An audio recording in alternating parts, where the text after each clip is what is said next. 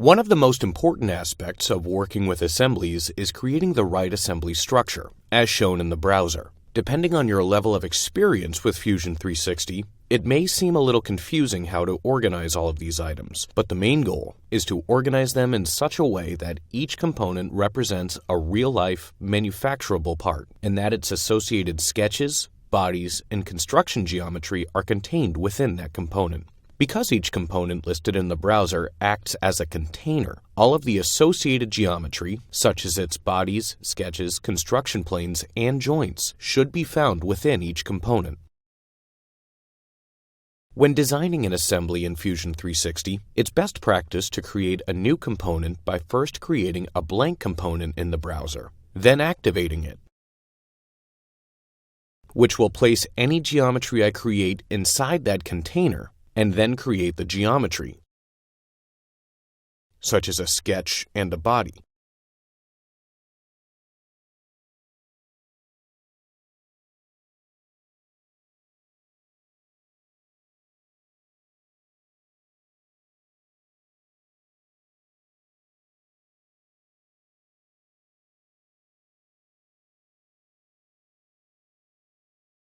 This will produce an assembly structure with a layout that's predictable and easily understood.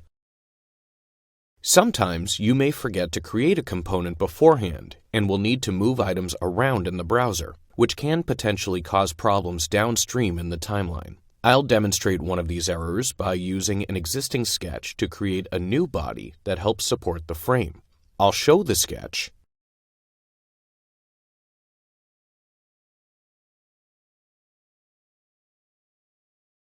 then create an extrude going in two directions.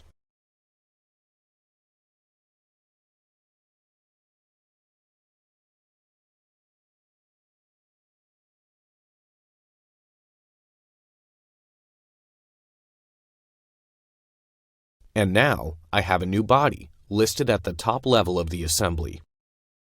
What if I want both the sketch and the body to be contained within a single component? I know I can create a component from the body itself. However, the sketch didn't move into the component with the body. If I click and drag the sketch into this new component,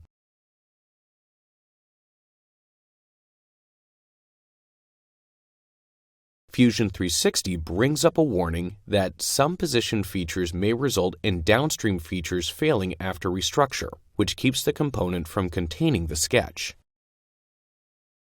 So, in order to work around this issue, I can move the sketch into the new component before creating the body. To do this, I'll click Undo a few times until the model is back to its original state. Now, I'll create a new blank component in the assembly. And this time, when I drag the existing sketch into the new component,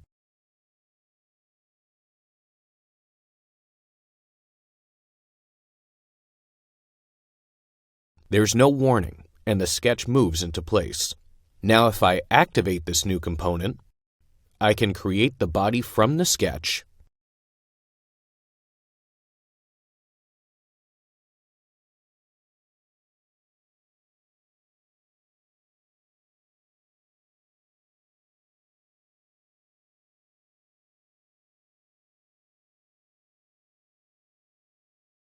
and now they're both contained within this single component. This helps make the organization predictable and keeps associated geometry together within the assembly structure. By following this best practice, not only will you be able to keep your components organized, you'll also see that the commands and actions you use in each component are also associated with their respective components. An easy way to recognize which features correspond to components is by toggling component coloring cycling. To toggle this on, simply click on the Inspect drop-down menu and then select Component Color Cycling Toggle, which can also be turned on by pressing the N key.